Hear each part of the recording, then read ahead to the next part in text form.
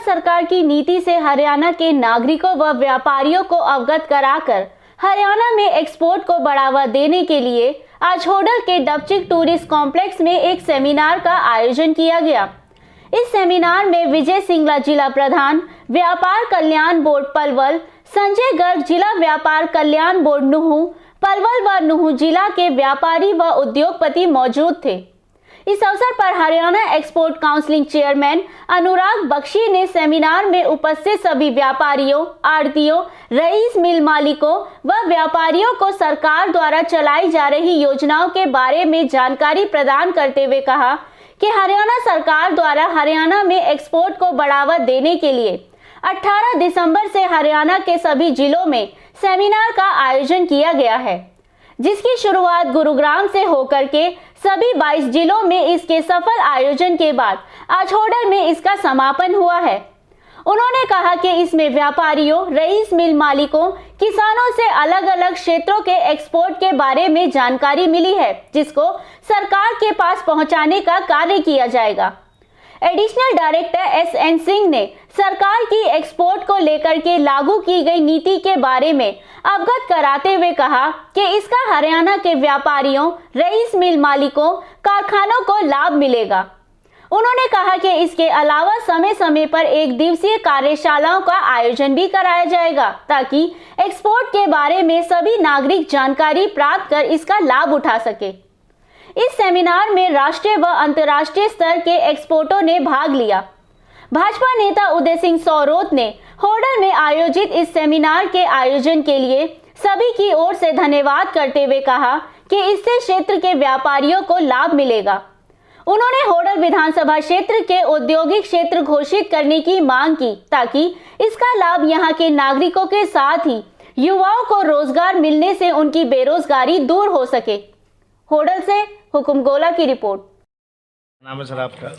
अनुराग बख्शी। बख्शी, आप आज होडल में आए हैं, किस लिए आए? देखिए, हरियाणा एक्सपोर्ट प्रमोशन काउंसिल का चेयरमैन की जिम्मेदारी है मेरे पास। तो हरियाणा एक्सपोर्ट प्रमोशन काउंसिल की एक मीटिंग थी आज होडल में। 15 दिसंबर को काउंसिल ने एक अभियान शुरू किया था, district export promotion and IC registration drive. कि काउंसिल का जब गठन हुआ 3 महीने पहले, तो काउंसिल के बारे में ज़िले में जितने भी एक्सपोर्टर हैं, उद्यमी हैं, उनको जानकारी मिले कि काउंसिल के क्या उद्देश्य हैं, काउंसिल किस लिए उनके लिए काम करेगी, और हमारे एक्सपोर्टर से और हमारे उद्यमियों से हम फीडबैक लें कि उनको काम करने में, एक्सपोर्ट करने में क्या समस्याएं आ रही हैं, क्या चुनौतियां आ रही हैं, क्या दिक्कतें उनको पेश आती हैं, और क्या उनके सुझाव हैं सरकार के लिए, और क्या उनकी उम्मीदें हैं सरकार से कि और सरकार क्या बेहतर सुविधाएं या बेहतर उनको बेनिफिट्स या इंसेंटिव दे सकती है कि वो जो सरकार का लक्ष्य है एक्सपोर्ट को हरियाणा से दुगना करने का, उस लक्ष्य को साधने में हमारी मदद करें। तो इस मकसद से आज मुझे खुशी है बताते हुए कि हमारा जो अभियान 15 दिसंबर को गुड़गांव से शुरू हुआ था, वो आज पूरे 22 जिलों को पूरा करता हुआ आज यहाँ होडल में उसका समापन हुआ। आपने अपने प्रोग्राम का समापन किया है। इन 22 जिलों में आपने क्या क्या देखा जो इंडस्ट्री ने मांग रखी है? देखिए, एक्सपोर्टर्स की कुछ तो तकनीकी समस्याएं हैं।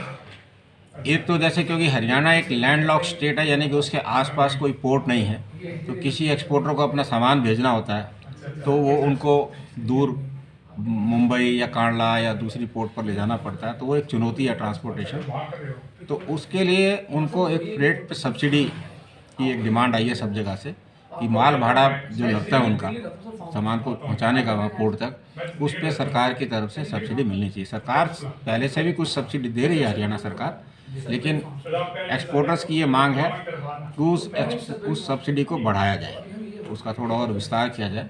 तो एक वो मांग आई है। दूसरी ज़्यादा जगहों से मांग आई है, सिंह साहब 1 मिनट, दूसरी जगहों से एक मांग आई है कि बेहतर सुविधाएं।